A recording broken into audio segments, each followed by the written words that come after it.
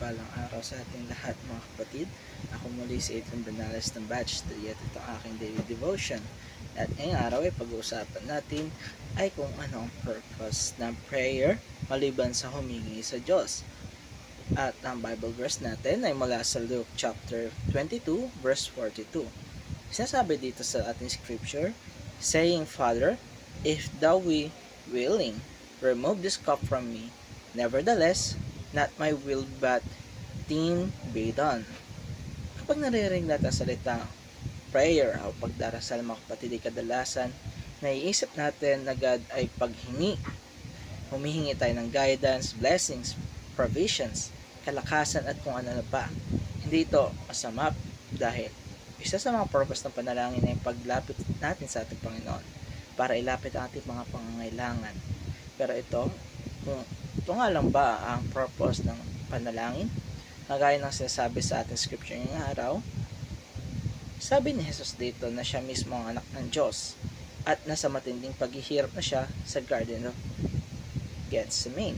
Humihingi siya sa Ama na pwedeng alisin yung cup of suffering, pero ang ending ng kanyang panalangin, not my will, but thine be done. So, sa halip na igiit ang gusto niya, mas pinili niyang ipaubaya ang lahat sa Ama. So, ano nga ba ang mas malalim na purpose ng mga panalangin? Una, prayer is aligning our hearts with God's will. Minsan kasi mga kapatid, iniisip natin na ang panalangin ay paraan para baguhin ang isip ng Diyos. Pero ang pinakatotoo dito, prayer is often God's way of changing us. Through prayer, pinapakita niya kung saan tayo dapat magbago. Sa ugali, sa pananaw, sa priorities. Kapag kinonsinte tayo sa ating prayer, ay unti-unti natin naiintindihan na hindi lang pala ito tungkol sa kung ano ang gusto natin, kundi kung ano ang gusto ng Diyos para sa atin, kung ano ang nakakabuti para sa atin. Kaya ang ating prayer ay parang spiritual tuning. Inaayos ng ating Panginoon ang puso natin para tumugma sa frequency ng kanyang kalooban. Kaya prayer is enjoying God's presence. Hindi dapat tayo lumalapit lang kay Lord kapag tayo ay may kailangan. Kasi ang tunay na panalangin ay intimate.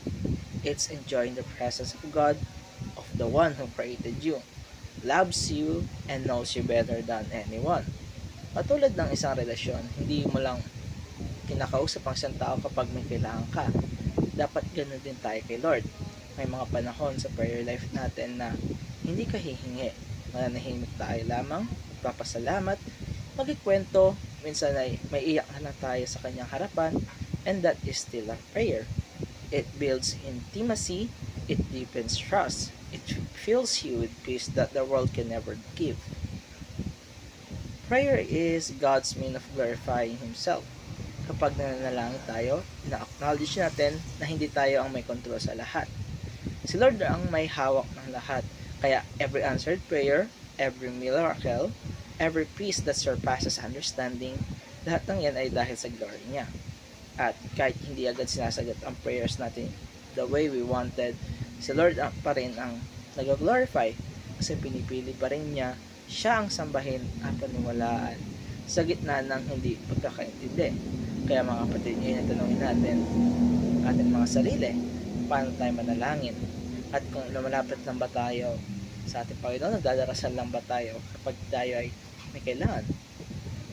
Ang panalangin natin mga kapatid ay isang way to communicate with God, to have a deep conversation with God. At dito tatapos ang aking daily devotion. Maraming salamat sa panonood.